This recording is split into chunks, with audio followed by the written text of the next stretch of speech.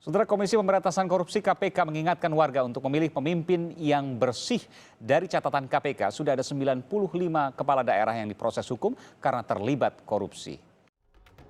Menteri Sosial Juliari Peter Batubara ditetapkan sebagai tersangka bersama 4 orang lainnya dalam kasus dugaan korupsi dana bansos COVID-19 untuk wilayah Jabodetabek pada 2020.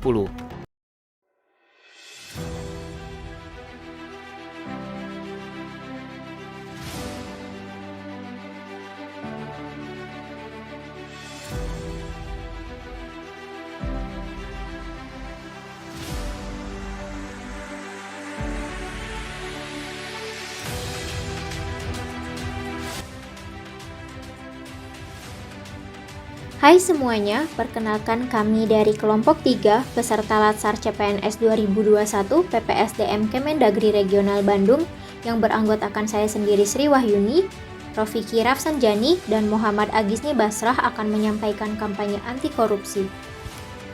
Pencuri uang rakyat bisa berasal dari legislatif, eksekutif, dan yudikatif serta swasta. Mereka punya kuasa dengan membuat diskriminasi sebutan mencuri.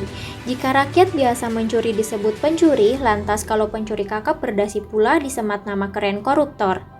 Sejumlah koruptor telah ditetapkan di tengah wabah pandemi COVID-19 ini. Rasa empati kepada NKRI di tengah pandemi seperti hilang di hati mereka.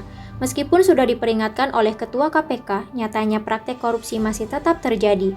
Banyak sekali dampak kerugian yang ditimbulkan oleh korupsi, salah satu di antaranya terhadap perekonomian negara. Korupsi mengakibatkan melambatnya pertumbuhan ekonomi negara Indonesia ini, menurunkan investasi, meningkatkan kemiskinan, serta meningkatnya ketimpangan hidup. Pemberantasan korupsi merupakan salah satu upaya untuk memajukan Indonesia. Peran hukum sebagai sarana pembaharuan sosial sejalan dengan Instruksi Presiden Nomor 10 Tahun 2016 tentang Aksi Pencegahan dan Pemberantasan Korupsi. Peraturan ini lebih menitik beratkan pada strategi pencegahan korupsi dibandingkan dengan penegakan atau pemberantasan korupsi. Akan tetapi, nyatanya tindakan pencegahan korupsi seperti kurang populer dibandingkan dengan tindakan pemberantasan korupsi. Tindakan pencegahan korupsi ini harus diterapkan di berbagai kalangan pemerintahan dengan 3 tahapan strategi, yaitu memberikan arahan dalam upaya pencegahan, perbaikan sistem untuk menutup celah, dan mengubah budaya, artinya membiasakan budaya untuk jujur.